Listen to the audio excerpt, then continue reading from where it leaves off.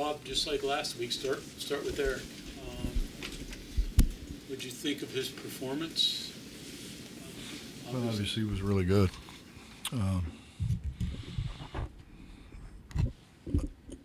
I think we finally have realized what we need to do to win in this league. Our practices were better. Guys were a lot more focused. I think they understand we got some work to do. And Eric was terrific, and I thought he did a great job of leading and helping our other guys. He got off to a strong start. For him or any shooter, how important is it to get that start, get that confidence from the beginning? It's everything. You go out and miss the first 3 or 4, because all of a sudden you're wondering.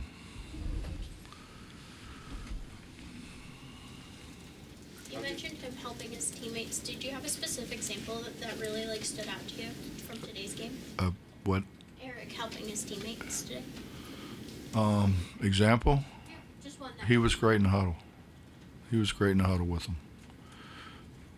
Eric can be. Eric can get on him at times. He was great with them. Very encouraging with them. So. Did you like the way they responded defensively, Bob, after TCU? I mean, we had our moments, but we were way better. I mean, we could have went over and played 5 guys at the rec and been better than we were at TCU.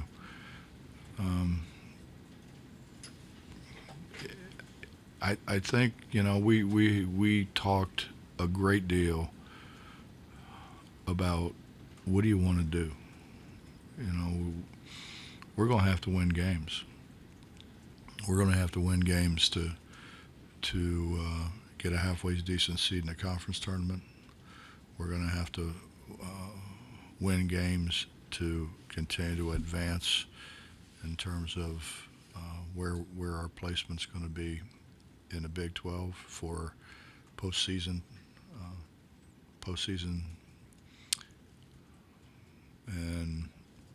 And I think they're starting maybe to realize that, and particularly I think guys like Eric, the guys that this is it for him. This is it. This is it for Keedy. So I think they're starting to realize, hey man, I don't want to have to go through what we went through a year ago, in Keedy's situation, and I think Eric's heard enough about it that he doesn't want any part of that as well. So I think that's motivation. What did you think of your young bigs, James and Mo, and the energy they brought off the bench tonight? Well, they both just keep getting better and better. I think James has made tremendous strides. I think he's a guy who could end up being a force, I think, in college basketball if he continues to improve, if he continues to work at it, continues to grow and understand. You're talking about a guy who was a tennis player. He continues to get better and better, and I think our other guys have started to understand how talented he is, and so I think they're much more encouraged by where he could go. But I think more importantly, they're really encouraging him to continue to improve, continue to work at. There's no possible way he goes to the line and makes 2 free throws before. And he has pretty consistently went to the free throw line, made free throws. He consistently blocks shots. He can rebound. He can rebound the ball in a crowd, which a lot of guys can't do. With James playing better in this recent stretch and getting more time, do you think that makes Mo better, or realize some things at all? Get better because they play against each other every day in practice. It just, there's a lot of contact with bigs like that, but the guys that are really good don't have a lot of contact. And I think Mo is starting to learn that going in there and pushing on Jimmy ain't gonna help him much. But he can use his length, he can use his footwork to be able to make up for that.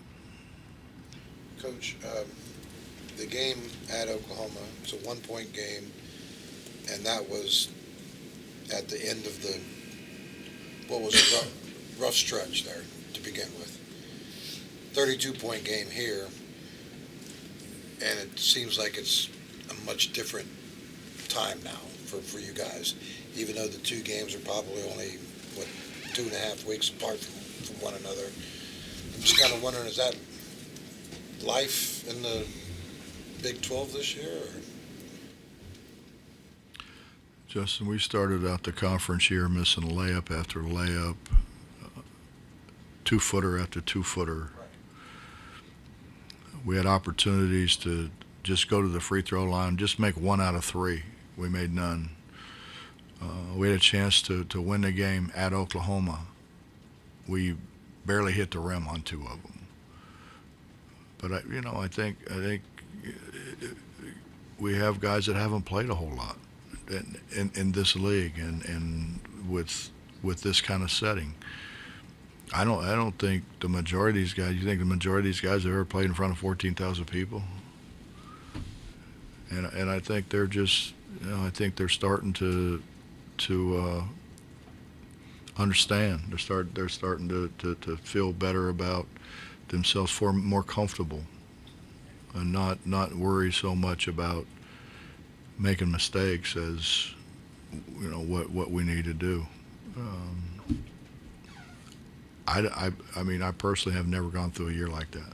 I've never gone through a year like the beginning of this year where we just missed shot after shot after shot after shot and shots to win games. It's never happened before to me, and it drove me, probably drove me crazier than it drove them. Do you think the two games, talk about the 2 Oklahoma games now, tell a story about? That's your job. That's not mine. With all those tremendous writing skills that you have, I'm sure you'll come up with something good. What does a win like this do for your team compared to those close ones? This is by far your all's biggest win in the Big 12. This gives us some more confidence, I hope. I hope that's what it does. It gives us more confidence. It gives us, I think, a little more willpower to be able to. We got hard games coming up, but we're fortunate. We're going to be able to play some home games, and hopefully we keep putting 14,000 people in here, and but we had 14,000 people in here before, and we still didn't play very well. I think now our understanding of what it takes and the people behind them, I think they understand that much better. 2 minutes in the game, Tanner Groves picks up a pair of fouls and sits on the bench. Porter said he already was short in the front court. So how much did that tilt the game for you guys? Take an advantage? Isn't that what you do? You try to get their best players in foul trouble. I mean, we tried. I'd be lying if I said we didn't. We tried. We tried to put him in situations that were difficult. Bob, some of the things you said at the very beginning about Eric in the huddle kind of overlaps with things you said to the different people about him. I think becoming a better teammate, better player lately too. Much better teammate. Yeah. Where does that come from? Is it anything that he's been through this year, or is it just maybe he's more comfortable and it's not My effervescent personality. That's my third option. Yeah. Certainly that was it. I don't want to attach it to what he went through, but he does seem like he's, I don't know if more grounded is the right word, but in a better place at least. I think he's more comfortable. I think he's more comfortable. I think he's more comfortable with his teammates. I think his teammates are more comfortable with him.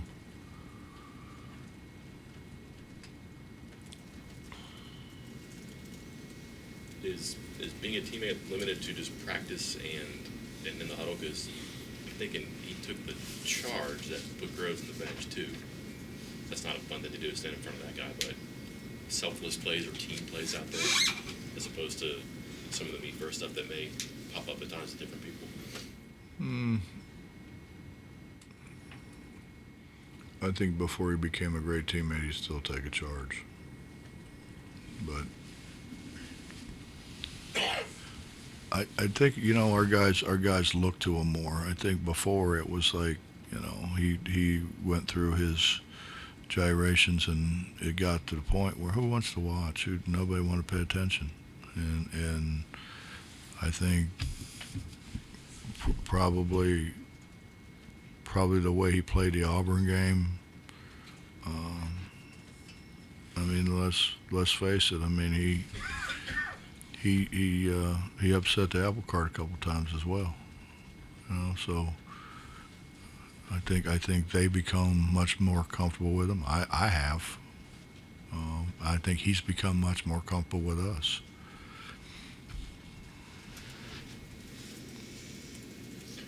Coach, do you have any concerns with Trey or Emmett? Well, Emmett just hadn't shot the ball very well, Justin. You know, I mean, Emmett's never been. We've always needed him on the floor because he can defend multiple positions and because he gives us another rebounder on the floor. Because he's very unselfish and he passes the ball and his teammates love him. So he's always been valuable that way. He shot the ball so much better early than what he's shooting the ball now. He's just struggling to shoot it a little bit right now, which we need to get in the gym and try to get some things worked out. But he goes back to making shots the way he was making shots early in the year. He's invaluable with what everything he can do. He's so multi-talented. I guess kind of the same question off of that, but with Jimmy, you know, good last weekend, and a couple of games where he's not as productive. I guess how do you try to get him, you know, a little bit more consistent, or I guess what do you see out of that? Well, I think Jimmy's to the point where people are, I don't know, afraid of him is the right word, but they're certainly afraid that he dominates, particularly the offensive glass, and so he's getting a lot more attention than what he got before. Anything else? Justin, I can't wait to read what you write. It's already done.